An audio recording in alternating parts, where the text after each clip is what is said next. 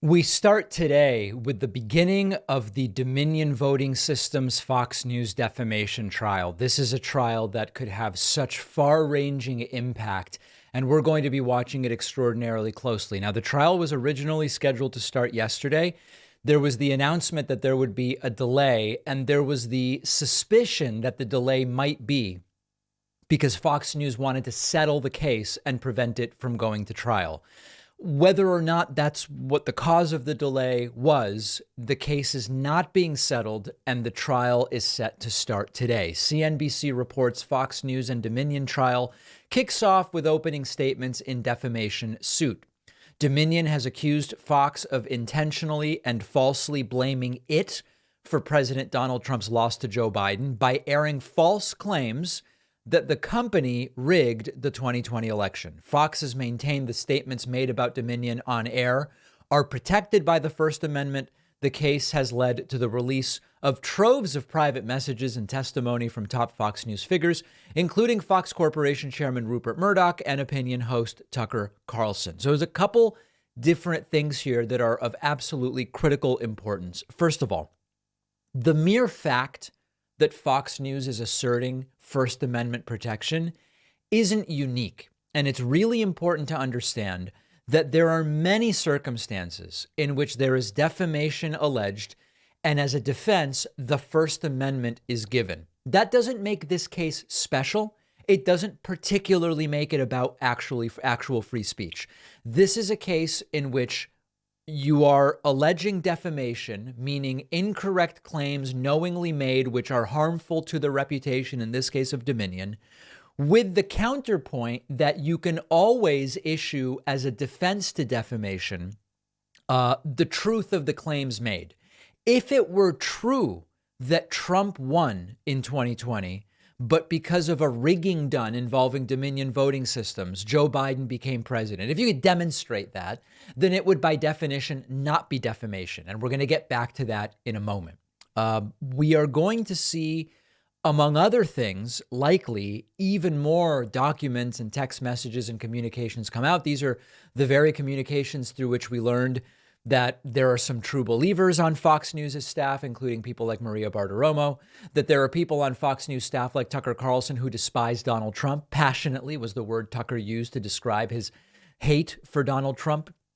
And on some level, this is sort of lose-lose for Fox now that it's gotten to this point. And what I mean by that is if Fox were to settle, they might avoid what now might be 4 to 6 weeks of disastrous headlines as more evidence comes out in the trial, but they would be to some degree admitting guilt.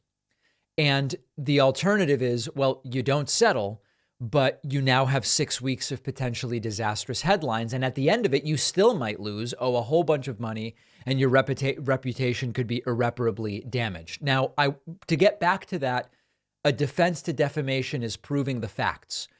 Donald Trump's suggestion, which he posted yesterday or the day before yesterday, we talked about it yesterday to Truth Social, was that Fox indeed do that and say, hey, it's not defamation. Trump really won.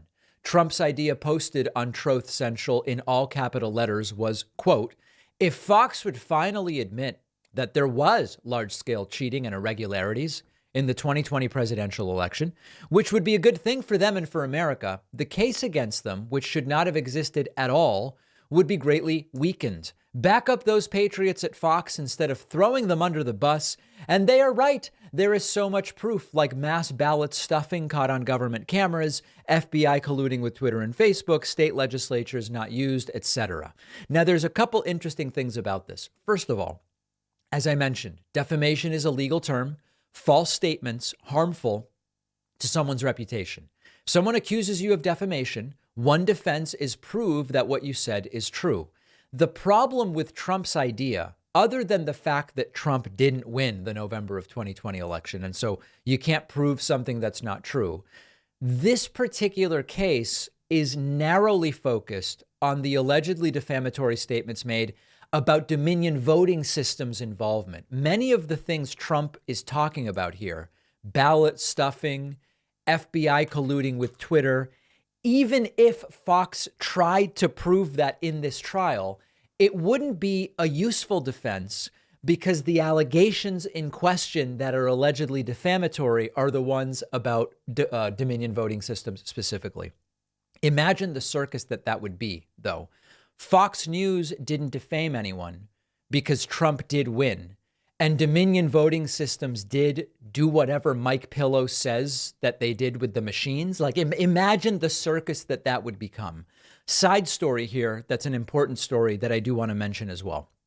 Angelo Carusone from Media Matters, who we've interviewed on the program, he has a really good Twitter thread explaining an additional issue for Fox News that could be disastrous. And we'll link to the Twitter thread in the description for the YouTube video where I'm talking about this. Angelo writes that parallel to this trial, Fox News is going to be renegotiating and gearing up to renegotiate renewals on Xfinity, Charter, and Cox. These are three different cable carriers. Fox News is the only commercial news, and even you could even go further than that, commercial TV channel that doesn't actually need ads because they make a lot of their money. Because if you have a cable subscription, even if you don't like Fox News, even if you don't watch Fox News, some of your monthly bill goes directly to Fox News. Behind ESPN, Fox News is the second most expensive channel on every cable bill. You can't change that.